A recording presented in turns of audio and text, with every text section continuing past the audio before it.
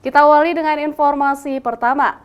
Saudara, setelah melaksanakan salat Jumat dan menyapa masyarakat di Masjid Raya Baitur Rahman, Anies Baswedan bertemu dengan sejumlah relawan yang telah membantunya pada Pilpres 2024, sembari ngopi bersama di warung kopi Pak Haji Lamlagang, Kota Banda Aceh.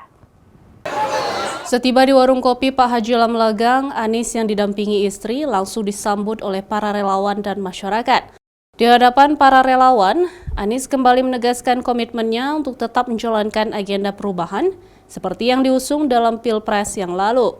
Walaupun kontestasi sudah selesai, namun Anies mengajak para pahlawan yang telah berjuang memenangkan dirinya dan Caimin di Aceh untuk membangun Indonesia dan Aceh sesuai dengan agenda perubahan. Anies juga menyampaikan terima kasih kepada para relawan dan masyarakat yang hadir maupun yang tidak bisa berhadir karena telah bekerja memenangkan Anies dan Caimin di Aceh pada Pilpres yang lalu. Anies dan Caimin memperoleh suara hingga 75% di Aceh. Adakah yang menyesal?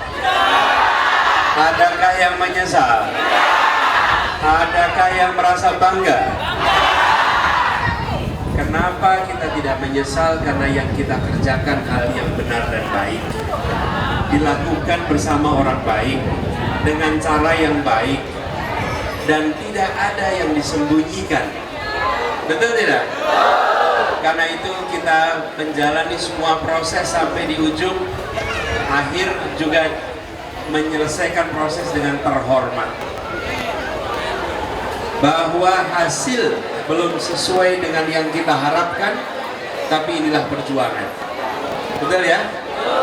Inilah perjuangan. Jadi kami khusus datang ke Aceh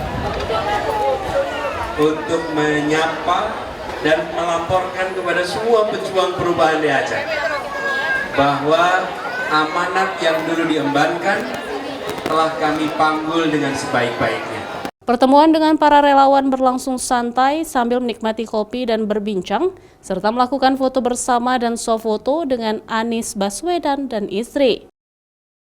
Mustajab, Kompas TV, Banda Aceh.